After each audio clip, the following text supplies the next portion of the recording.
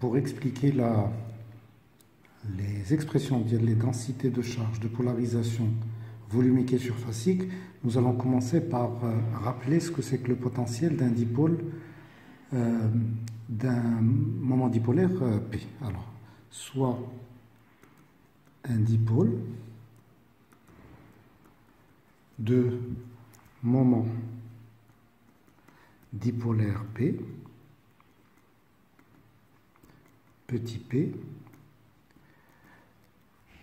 le potentiel qu'il va créer en un point M est donné par 1 sur 4 pi epsilon 0 P scalaire R sur R3. Vous voyez les rappels sur l'électrostatique que j'ai fait en début du chapitre. Maintenant, je vais élargir à un milieu diélectrique. Donc, soit un milieu diélectrique de volume quelconque, on va appeler D. Ce milieu se caractérise par une densité de moment dipolaire grand P. C'est donc la fonction qui décrit le comportement, les propriétés diélectriques du milieu. Et puis alors je vais considérer un volume élémentaire centré sur le point A, un volume élémentaire de volume élémentaire d tau prime, et ce volume élémentaire, il dispose, ou il est caractérisé par un moment dipolaire élémentaire dp, que je vais noter comme ceci, petit p. Très bien. Donc, ce moment dipolaire élémentaire va créer en un point M quelconque, distant de R, un potentiel élémentaire. Donc, le potentiel élémentaire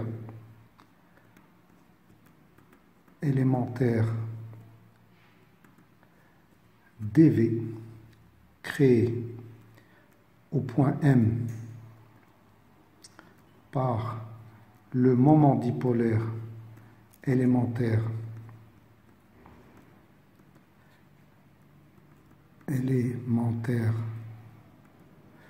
dP est donné par dV de M égale 1 sur 4 pi epsilon 0. Je remplace dans l'expression précédente dP scalaire R sur R3. Très bien. Maintenant, je rappelle quand même que dP, le moment élémentaire, se déduit de la densité de moment dipolaire volumique grand P par dP égale à P en A d tau prime. Très bien. Donc ça, je vais le remplacer dans cette expression et j'obtiens 1 sur 4 pi epsilon 0 P en A d tau prime que je mets ici, scalaire R sur R3 au cube. Très bien. Maintenant, je vais calculer le potentiel total créé en M par toute cette distribution, donc je vais intégrer sur l'ensemble du volume D. Donc V en M sera égal à l'intégrale triple sur D de dV, et donc de cette expression, égale à 1 sur 4 pi epsilon 0, P en A, R sur R3, d tau prime. Alors maintenant, je vais passer par un petit jeu de calcul mathématique, ou de transformation mathématique, pour pouvoir transformer cette expression. Donc je rappelle que R sur R3 n'est autre que le gradient par rapport à A de 1 sur R. Ça, c'est des choses que vous connaissez déjà. Ce qui me permet d'écrire P de A scalaire R sur R3 comme étant égal à P scalaire gradient par rapport à A de 1 sur R. Très bien. Et donc, si je rappelle également que d'un autre côté, nous avons la relation divergence d'une fonction, du produit d'une fonction scalaire f par une fonction vectorielle r, c'est le produit de f divergence de r plus r scalaire gradient de f. Donc, le terme F gradient de R gradient de F, c'est la même chose que ce terme-là. Donc, je vais remplacer ce terme-là par son expression. Et donc, je vais avoir P gradient de 1 sur R, le terme que j'ai ici, sera égal à divergence de FR, donc divergence de F, c'est 1 sur R, ou divergence de FR, donc R ou P. Voilà, moins R gradient F, donc moins,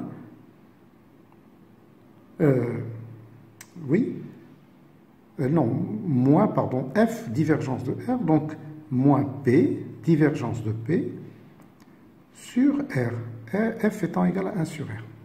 Très bien. Ça, je vais le remplacer dans l'expression que j'ai ici du potentiel. Et donc, V de M sera égal, V de M sera égal à intégrale triple de tout ceci. Donc, divergent 1 sur 4 pi epsilon 0 déjà, divergence de P sur R d taux prime, plus intégrale triple, et le moins je vais le rentrer à l'intérieur, vous allez voir, et plus intégrale triple, toujours de 1 sur 4 pi epsilon 0, donc je remplace, je remets tout, cette expression je la remets là, 1 sur 4 pi epsilon 0, moins divergence de P, vous voyez j'ai intégré le moins ici, sur R d taux prime. Alors, si j'ai fait ce développement-là, c'est pour me rapprocher de quelque chose que je connais déjà, qui est le potentiel est donné par la distribution de charge. Rappelez-vous, V, dit une charge, créée par une charge, c'est 1 sur 4 pi epsilon 0, la charge sur R, Q sur R. Donc là aussi, je retrouve, vous voyez qu'il y a une expression qui est en une grandeur qui est homogène à une charge sur R. 1 sur 4 pi epsilon 0, une charge sur R. Donc ceci est équivalent à une charge. Et donc si ceci est une charge avec une expression volumique, ça veut dire que ceci c'est une densité volumique de charge. Donc à partir de là, je vais pouvoir mettre, j'essaie de trouver de la couleur, je vais essayer de réécrire ça.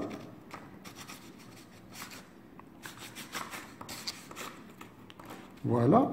Ceci est équivalent à une densité volumique de charge. Et donc, je vais pouvoir écrire ça, ρP égale à moins divergence de P. Donc, ceci est homogène à une densité volumique de charge. Il me reste le premier terme. Alors, le premier terme, que je vais mettre ici en rouge, ce terme-là sera, si je le développe, sera égal. Alors, l'intégrale triple de la divergence, c'est l'intégrale double du vecteur, de la divergence d'un vecteur, c'est l'intégrale double de ce vecteur par rapport à ds. Donc, ce terme-là égale à 1 sur 4 pi epsilon 0, P sur R, ds'. Or, ds', je peux l'écrire sous forme ds scalaire n. Donc, ceci n'est autre que intégrale double de 1 sur 4 pi epsilon 0, P scalaire n sur R ds', scalaire cette fois. Et donc, comme tout à l'heure, ce que j'ai fait avec la distribution volumique, désolé, je me suis un peu éloigné de ma démonstration, comme je l'ai fait ici, ceci est homogène à une densité de charge sur R, mais cette fois c'est une densité surfacique. Donc ceci sera équivalent à une densité surfacique de charge, et donc à partir de là, je vais déduire sigma P égale à P scalaire N. Voilà, donc j'ai démontré que la distribution de moment dipolaire est équivalente, la distribution de moment dipolaire, la densité de moment dipolaire grand P est équivalente à une densité volumique de charge qui est égale à moins divergence de P, plus une densité surfacique de charge égale à P scalaire N.